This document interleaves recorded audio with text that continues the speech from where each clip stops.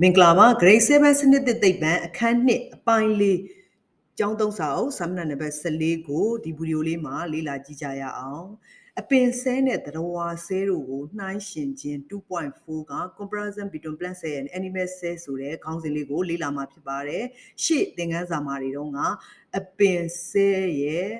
ပါဝင်တဲ့ပစ္စည်းလေးတွေပုံလေးတွေဆွဲခဲ့လိုက်ပြီးသူ့ရဲ့တစ်ခုချင်းစီရဲ့ဖွဲ့စည်းပုံနဲ့လုပ်ငန်းလေးတွေကိုလေ့လာခဲ့ကြရတယ်။သတ္တဝါဆဲကိုလည်းပုံလေးနဲ့သူ့ထဲမှာပါဝင်တဲ့ပစ္စည်းလေးတွေတစ်ခုချင်းစီရဲ့ဖွဲ့စည်းပုံနဲ့လုပ်ငန်းလေးတွေကိုလေ့လာခဲ့ပြီးသွားပြီ။အဲ့တော့အပင်ဆဲနဲ့သတ္တဝါဆဲတွေရဲ့ဖွဲ့စည်းပုံတွေတူကြလား။အဲ့တော့သမီးတို့စဉ်းစားကြည့်ပါဦး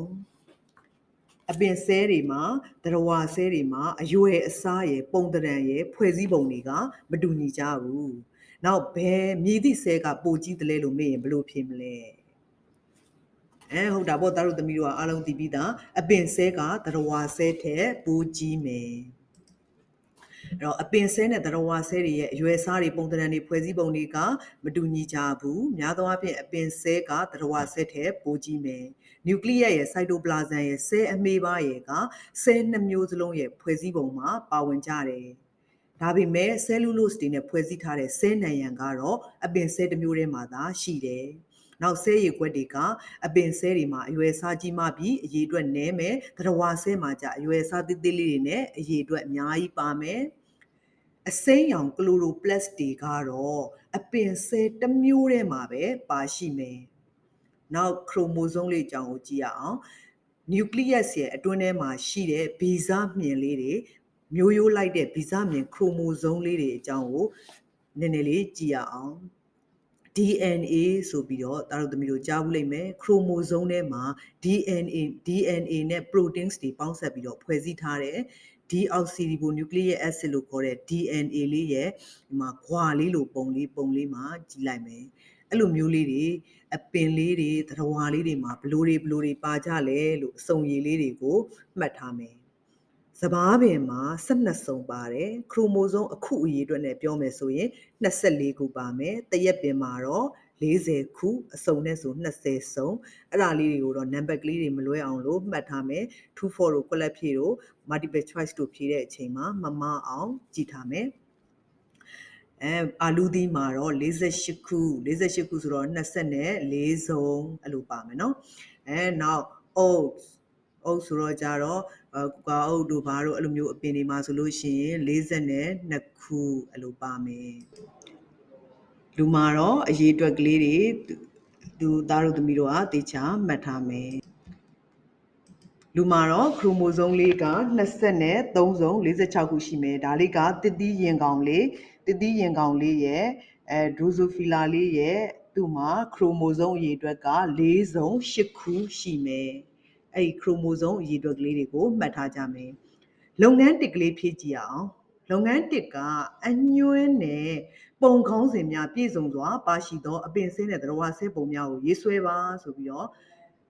လုပ်ငန်းတစ်လေးမေးထားတယ်အဲ့လုပ်ငန်းတစ်လေးကတို့သမီးတို့ကျွမ်းကျင်ပြီးသားအပင်ဆဲရဲ့ပုံနဲ့သတ္တဝါဆဲရဲ့ပုံကိုပြန်ပြီးတော့ဆွဲပေးရမယ်ဆွဲပြီးတော့အညွှန်းလေးတွေကို level မှန်အောင်တက်မယ်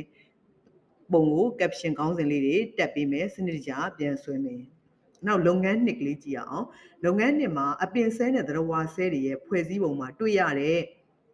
တူတဲ့အရာများနဲ့မတူတဲ့အရာများကိုဖော်ပြပါတူတဲ့အရာရဲ့မတူတဲ့အရာရဲ့ကိုနှိုင်းယှဉ်ဖော်ပြပေးရမယ်အဲ့တော့အရှင်းဆုံးလေးကတော့ဇယားခွက်ကလေးနဲ့